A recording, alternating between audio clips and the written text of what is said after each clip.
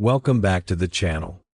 There are stories of disappearance that feel quiet, almost like a door closing without a sound. Tonight, we look at one of those cases, one that has puzzled investigators, families, and countless people who have heard it over the years. It is the story of Patricia Meehan, a woman who stepped out of her life and into the unknown, leaving behind more questions than answers. Patricia was 37 years old in 1989, living in Montana. She had grown up around animals, wide-open fields, and the kind of sky that stretches without end. Friends described her as gentle, soft-spoken, and thoughtful. She worked around horses and was known to enjoy quiet routines. But in the weeks leading up to her disappearance, something in her emotional state seemed to shift. It was subtle, nothing dramatic, but enough that those closest to her noticed she seemed more withdrawn, more contemplative, as if she was carrying something inside that she did not know how to express. On the night of April 20, 1989, Patricia was driving along a rural road near the small town of Circle, Montana.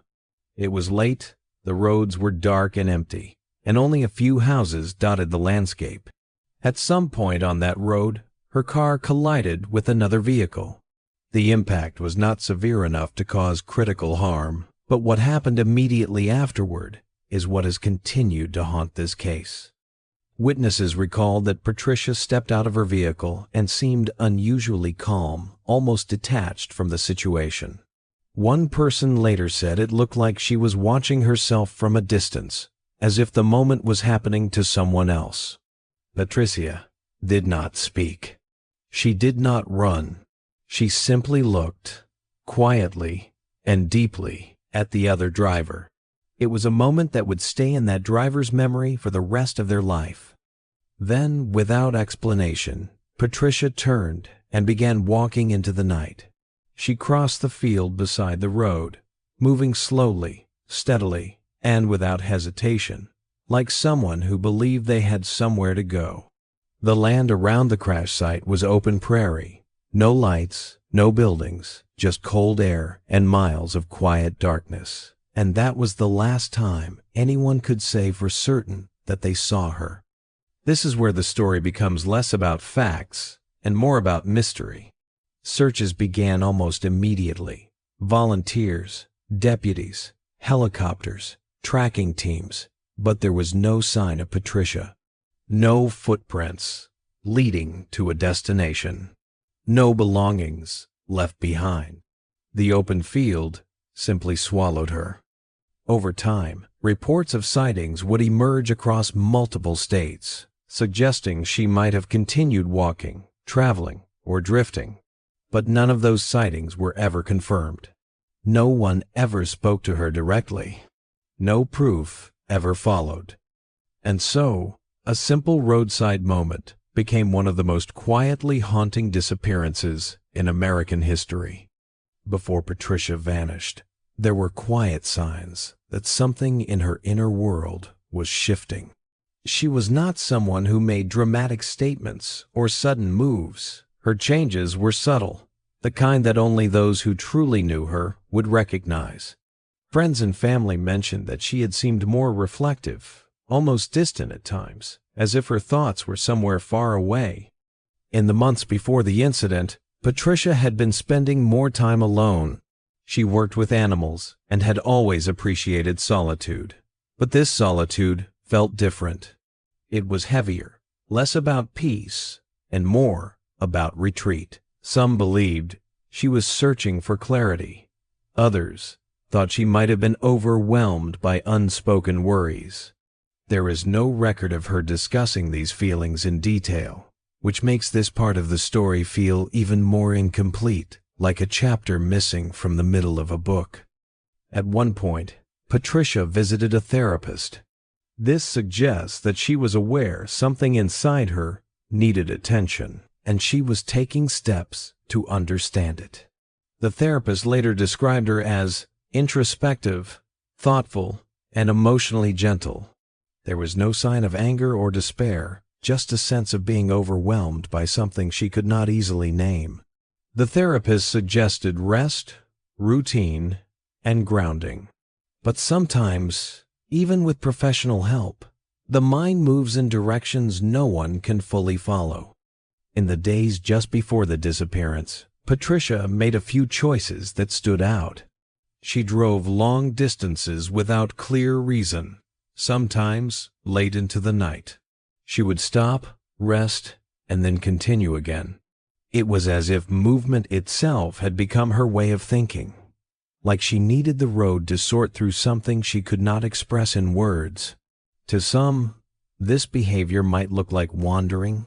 To others, it might look like searching. One detail that remains striking is that she did not leave behind any message. No letter, no journal entry, no final conversation. There was no hint that she wanted to disappear permanently. If anything, her actions suggested confusion rather than intention, someone trying to navigate a moment that had quietly become too heavy.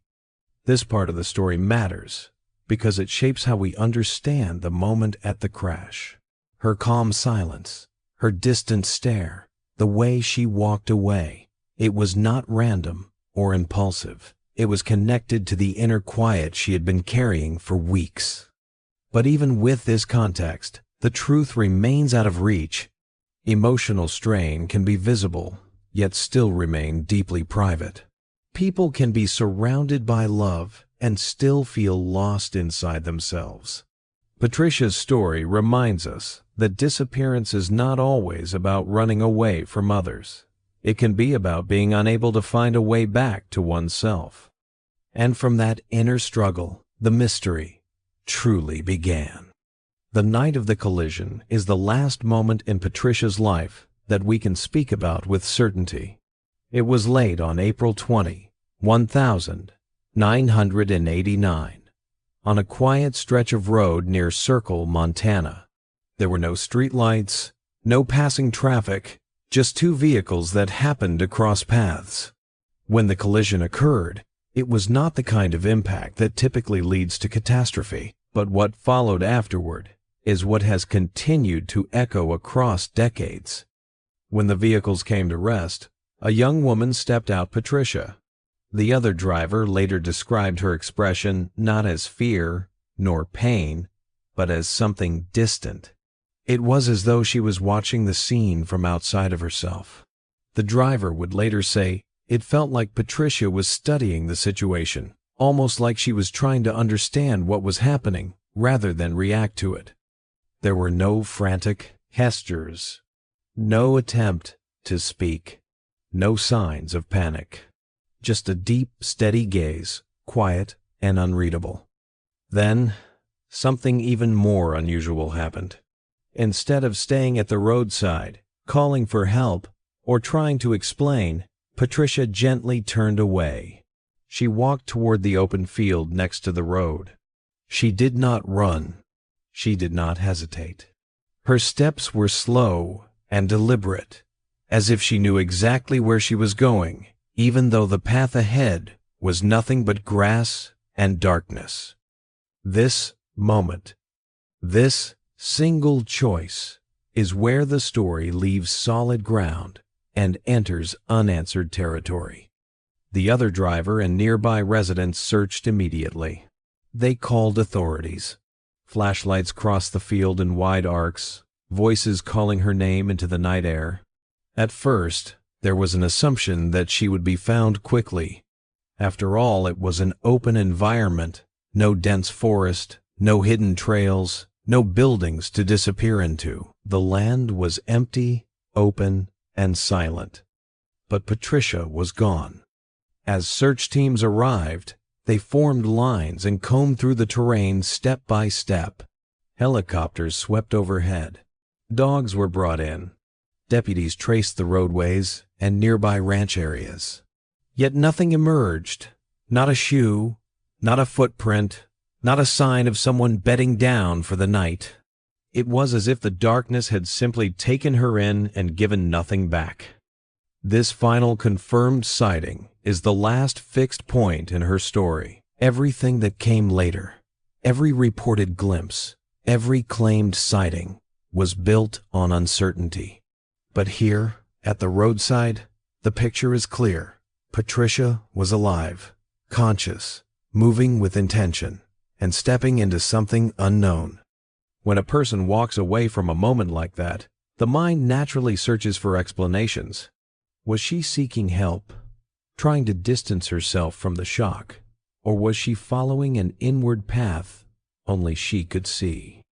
No one knows, and that is where the mystery truly deepens. After Patricia walked into the dark field that night, the search did not end, and it simply changed shape. What began as a physical search soon became a trail of stories.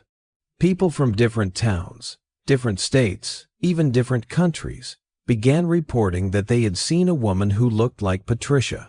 And it was not just once or twice. It was hundreds of times. Many of these sightings shared a similar pattern. The woman people described was quiet. She did not ask for help or speak much.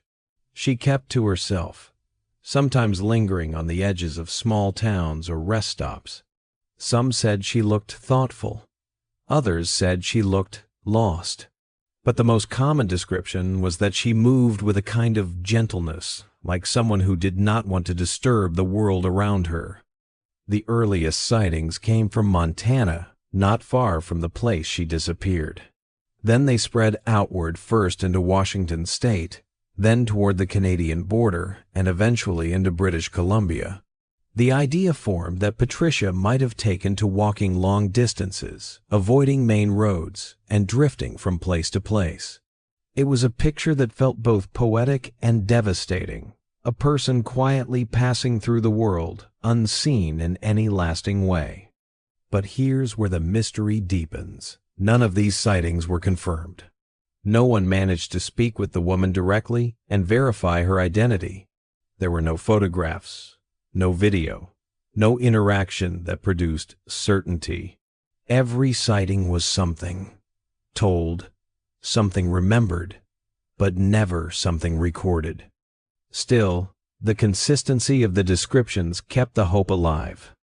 One reported encounter described a woman sitting alone in a diner, staring out the window, as if she were watching something distant. Another described a woman seen walking along a rural highway, arms wrapped around herself, as though she was keeping herself together from the inside out. Someone else said they saw a woman sleeping in a public garden, her head resting on her arm, peaceful but unreachable. Every time a report came in, Patricia's family would respond. They would call. They would drive. They would follow every lead, no matter how small or far away.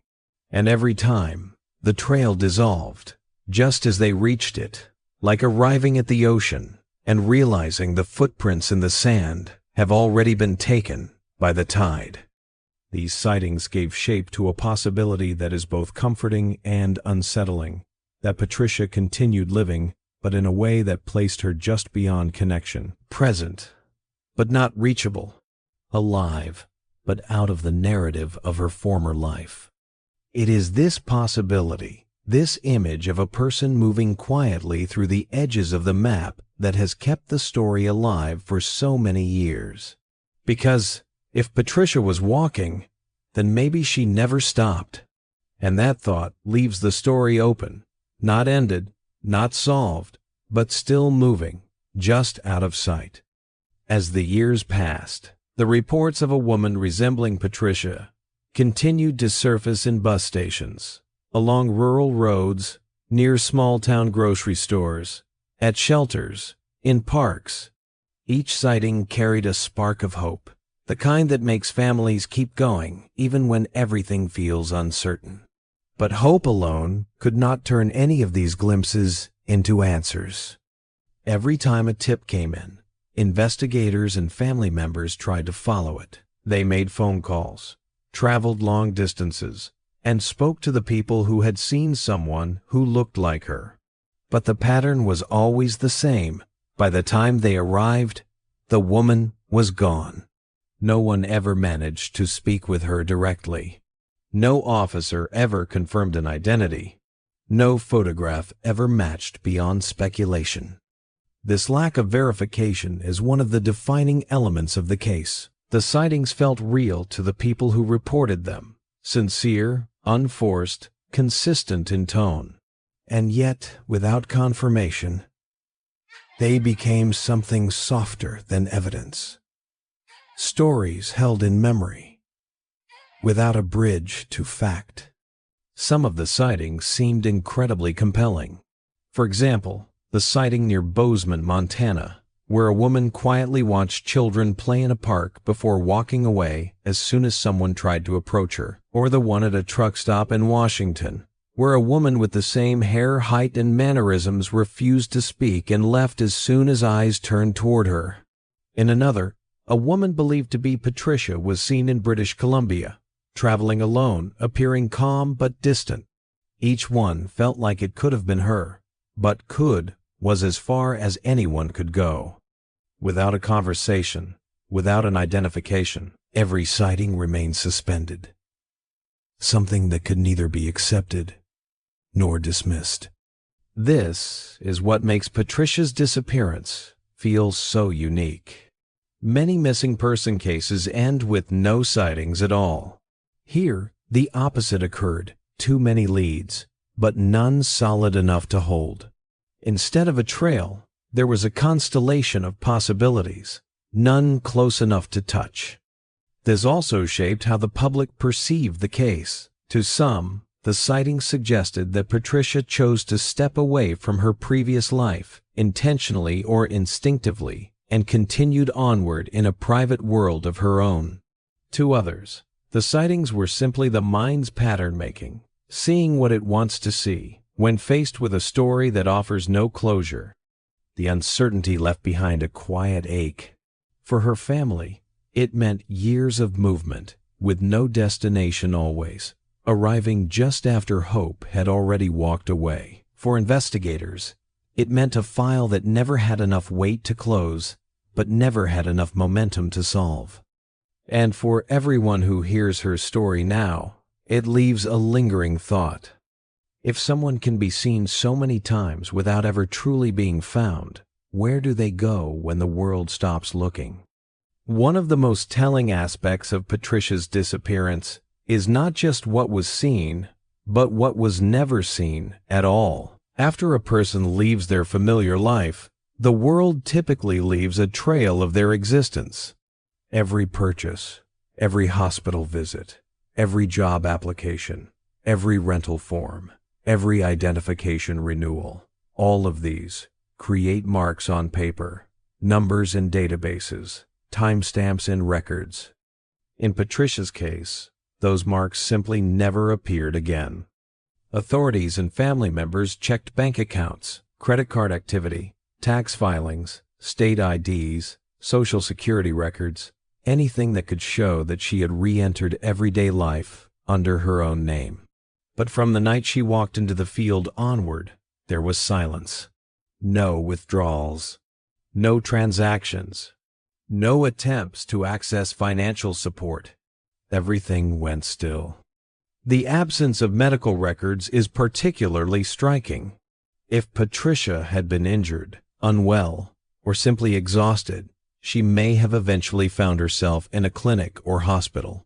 These places keep logs, even for those who do not offer identification. Yet no such record ever matched her. That suggests two possibilities, and neither is simple. Either she never sought medical help at all, or she may have used a different identity that has never been connected to her. Employment records also show no trace. Patricia had worked with animals, farms, and ranches, practical, hands-on work. These communities often know each other well. If someone resembling her had joined such work under any name, word might have spread. But it did not. It is as if she stepped out of the places where paperwork and daily routine could find her. This complete silence in formal systems creates a specific kind of mystery, the kind where absence becomes evidence. It suggests that if Patricia remained alive after that night, She may have lived in a way that avoided the structures most people interact with every day. A life lived outdoors, on the move, relying on strangers' quiet kindness or isolated spaces, or a life lived in a community where names were not asked for and conversations remained shallow. But silence in records can also mean something else, one that is harder to hold, harder to accept, and impossible to confirm. This is why Patricia's story lives in the space between possibility and uncertainty. There is no proof. She started over. No proof. She did not. No proof. She met harm. No proof she was ever found. There is only the trail of sightings, soft, vague, unconfirmed, and the absolute stillness of every official database that could have brought clarity. For investigators, this lack of record meant no anchor, nothing to pull the investigation in any direction. For her family, it meant waiting in a state where every new month could be either the one where answers arrive or just another month of silence. And that silence is what shaped the years that followed. When a person disappears, the world often moves on faster than the people who love them. For Patricia's family, time did not soften the loss. It simply stretched it. In the first days after the disappearance, the search was urgent. There were volunteers, coordination with local police, helicopters, long hours of walking through open land. But as the days became weeks, the search shifted from physical ground to something less tangible, tracking stories, rumors, and faint descriptions. Her parents, Dolly and Thomas Meehan, became the center of the effort. They kept photographs on hand at all times. They placed missing person posters in towns across Montana, Washington, and British Columbia. They spoke to local businesses, truck drivers, pastors, ranch workers, anyone who might notice someone quiet passing through. They did not assume the worst. They simply believed Patricia was out there somewhere, and that belief guided every mile they drove. Each reported sighting, no matter how faint or uncertain, was treated as important. The family would get in the car and go sometimes hundreds of miles, sometimes across state lines, only to find that the person who resembled Patricia had already moved on. It created a pattern: hope, followed by travel, followed by arrival in a place where there was nothing left to see. And then another call would come, and they would begin again. They kept careful notebooks, full of names, locations, dates, and descriptions, a kind of map that never formed a pattern. The effort required patience, but also a kind of endurance that most people will thankfully never have to know. Not endurance of hardship, but endurance of uncertainty. As the years continued, the sightings slowed, and the family's movement became quieter. They never stopped believing that Patricia could be alive, but the urgency softened into a steady, gentle watchfulness. They stayed open to information, but they also learned to protect themselves from the emotional rise and fall of every new call. Even as hope stretched further from certainty, they held on to one idea, that if Patricia had walked away, she might have been looking for peace, something she could not find in her old life. The family never blamed her. They never spoke about her disappearance with anger. They spoke about her with softness as someone they loved, someone they missed, someone whose path had simply become separate. Both of Patricia's parents have since passed away. They left the world without knowing what happened to their daughter. But they also left behind something quiet and enduring. They never let the story end. They kept the door open, even when there was no reason left except love. And so, this part of the story is not just about searching. It is about the kind of love that does not demand answers, only the chance, however distant, of reunion. As the years went on, the pace of the investigation naturally changed. In the beginning, there had been movement-active searches, field teams, long drives, follow-up calls, and brief flickers of hope. But investigations run on evidence, not just belief. And Patricia's case had almost none. There were no personal belongings found in the field she walked into. No signs of shelter. No abandoned clothing. No trail that could be followed. The ground simply absorbed her steps. Without physical evidence, investigators could not create a timeline, and without a timeline, there was nowhere clear to look next. Over time, the tips became quieter. The sightings grew less frequent. The calls to law enforcement slowed, and eventually, the case shifted into a quiet drawer, not forgotten, but waiting. In police terms, it became what is known as a cold case, a case that remains open in name but inactive in practice until something new arises. This does not mean that the case was closed. It was not. Patricia is still listed as missing. Her file is still accessible. Her DNA is still on record. But a cold case is defined by the absence of something crucial: forward motion. In some ways, this status reflects the nature of the disappearance itself. There is no dramatic event to re-examine, no crime scene to revisit, no contradictory witness testimonies to compare.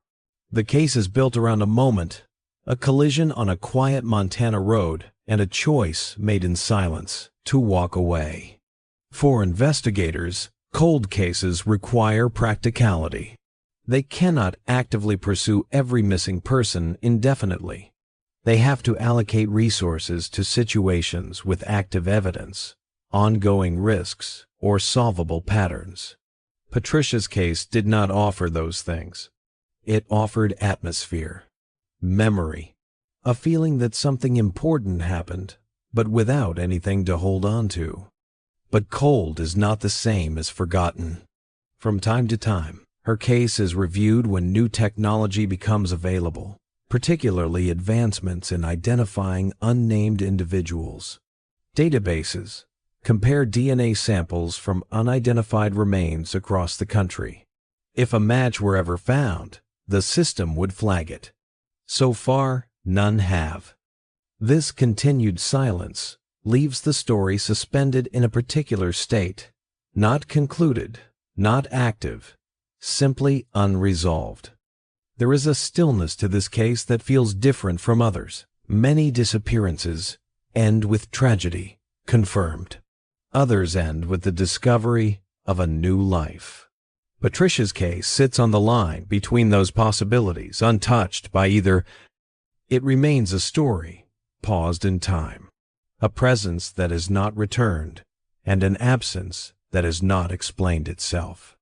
And that is why the case still lingers, not in evidence files, but in memory.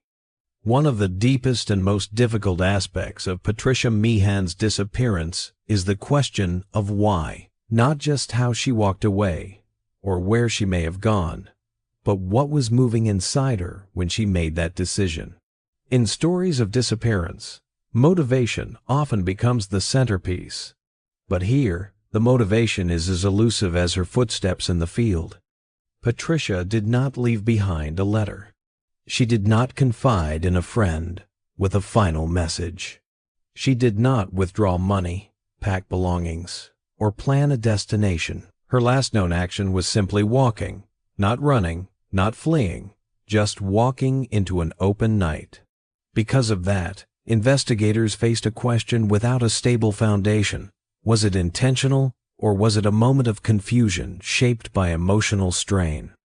There are two broad interpretations that people return to when trying to understand her disappearance, and each opens a different kind of story. The first interpretation suggests that Patricia may have chosen to leave her life behind. This idea rests on the gradual change in her emotional state. Before the disappearance, her quiet withdrawal, her reflective mood, her long, aimless drives. Some people believe that the night of the collision may have been a breaking point, a moment where the internal pressure simply tipped into motion. If this interpretation is true, then her walk into the field was not random. It was an act of stepping away from the life she had known. The second interpretation suggests the opposite, that Patricia was disoriented, perhaps experiencing a moment of psychological overwhelm. In this view, she did not choose to vanish. She simply kept moving because she did not know how to stop. If this was the case, then the disappearance was not intentional abandonment, but rather the result of being lost inside herself at a vulnerable moment. This explanation aligns with witness descriptions at the scene. Quiet, distant, not frightened, but not fully present either. The difficulty is that both interpretations are possible, and there is no evidence strong enough to confirm either one. That uncertainty is what has shaped the emotional tone of her story for decades. It is not a case marked by conflict or confrontation. It is a case marked by silence. For the family, this uncertainty created a particular kind of grief, not the grief of loss, but the grief of not knowing how to define the loss. They did not know whether to wait or to mourn, whether to expect a return or to accept an absence. So they lived in a space between those two emotional worlds, holding both possibilities at once. For investigators, the question of intent matters because it directs the search. If she chose to disappear, the search becomes one of respect and observation. If she was disoriented, the search becomes protective and urgent. But without knowing which it was, the investigation had no clear direction. So the case continued in the only way it could, by staying open to possibility. A story without conclusion. A question without an answer. A presence that ended in one step, and an absence that has continued ever since. When a story leaves a gap where an ending should be, the human mind naturally begins to fill it. Patricia's disappearance created a space shaped by silence, and in that silence, different theories formed, each one trying to explain how a person could walk into the night and never return. The first theory suggests that Patricia may have simply continued walking, living quietly and anonymously somewhere far from the world she once knew. This idea rests on the many reported sightings and on the gentle, self-contained way she carried herself. People who hold this view imagine she found a place where no one asked questions, where life was simple and quiet. It is a theory that carries a sort of fragile hope, the hope that she might have found peace, even if that peace meant distance. The second theory is that Patricia may have been experiencing a psychological episode the night she disappeared. Her emotional state before the collision offers some support for this possibility. If she was overwhelmed or disconnected from her surroundings in that moment, her walk into the field might not have been a decision in the usual sense. It could have been a continuation of that internal confusion. Under this theory, what followed would have been shaped more by circumstance than intention, perhaps becoming lost, disoriented, or unable to seek help. The challenge with this explanation is that it offers no direction for what came after. A third theory suggests that Patricia may have taken on a new identity. This would require planning, but it would not necessarily require documentation if she lived in places where paperwork and formal systems were not central. Some rural and transient communities operate largely on trust and presence rather than records.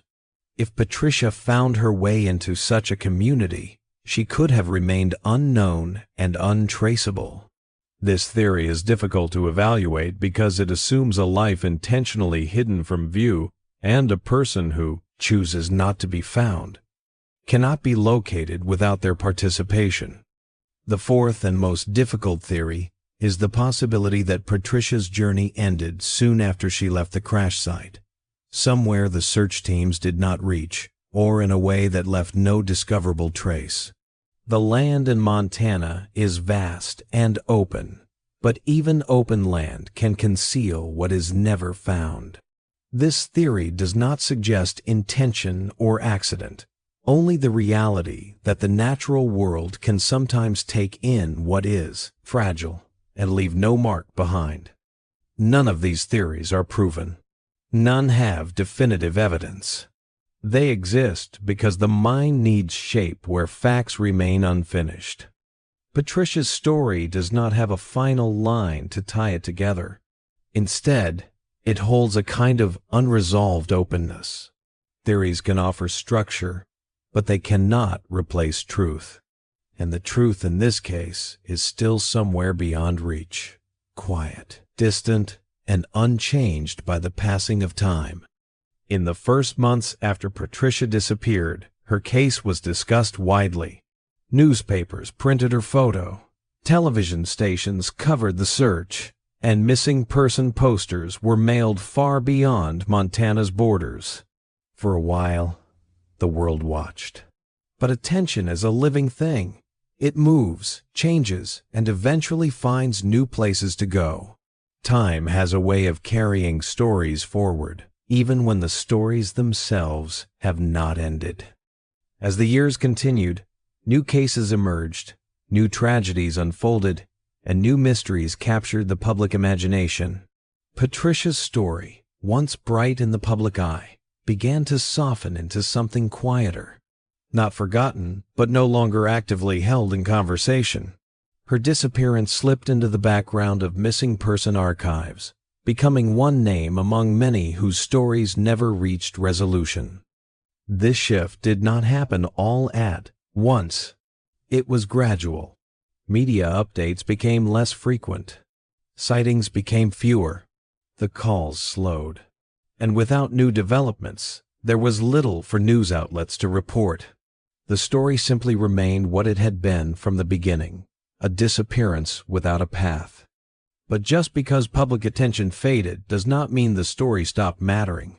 For those who knew Patricia, those who shared her life, even briefly, the absence remained present. Friends remembered her soft way of speaking, her care with animals, the quiet steadiness she carried. Her story became less a mystery to solve and more a question that lived inside memory. A question without urgency, but also without closure. There is something uniquely human about this kind of fading. When stories go quiet, they do not vanish. They settle. They become part of a deeper layer of collective memory.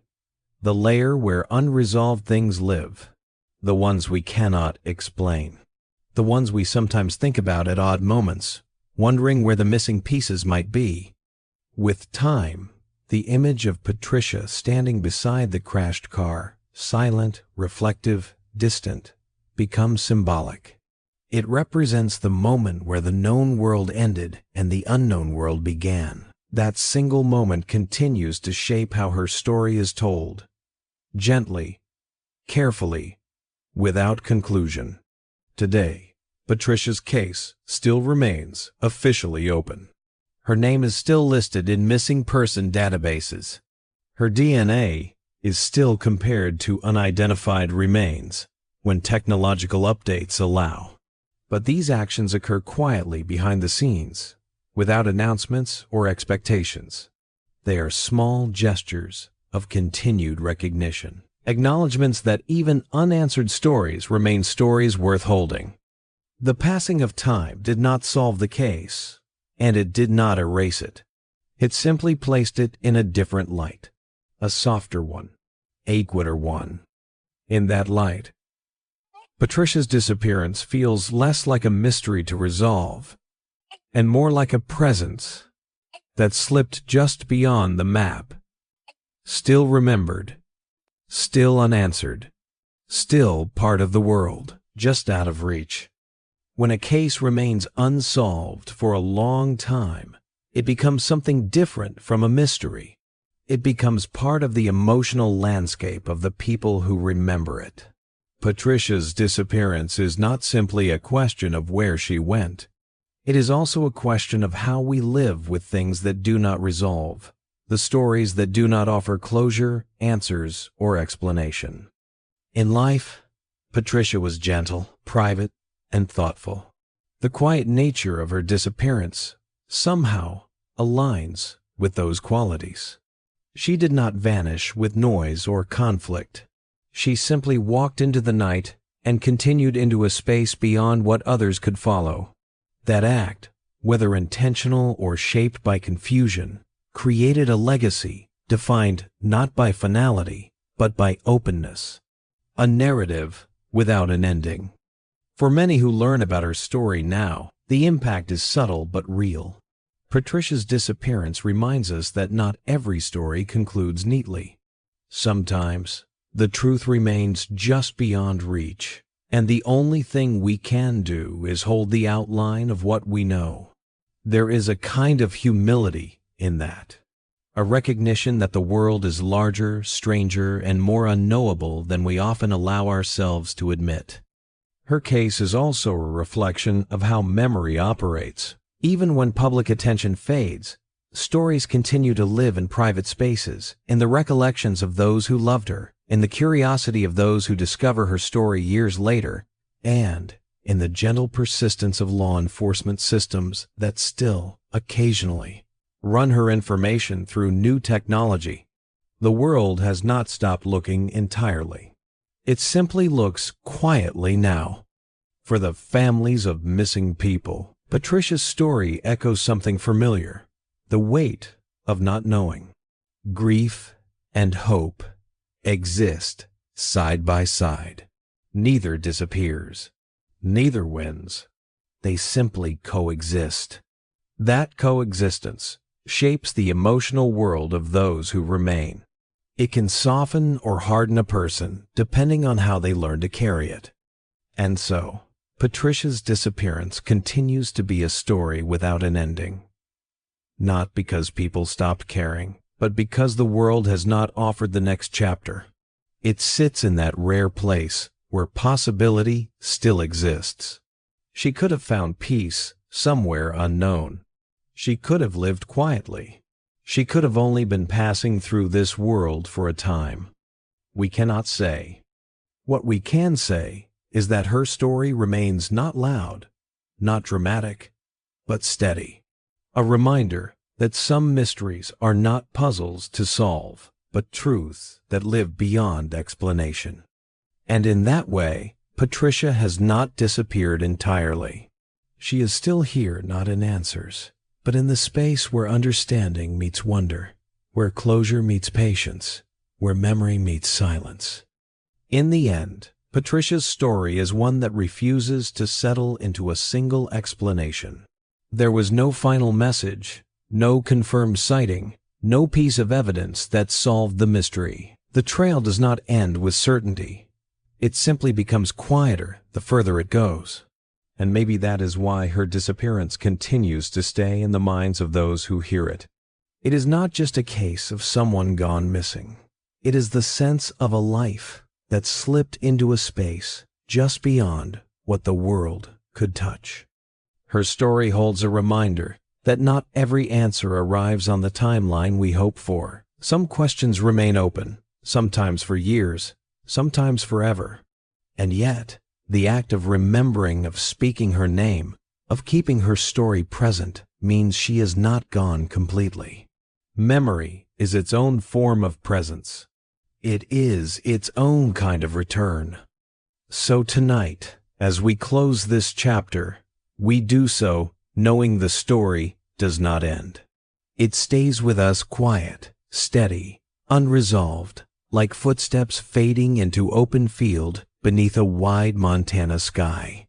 Thank you for listening and for being here. If you want to continue exploring more stories like this, stories that sit between fact and silence, I invite you to return next time.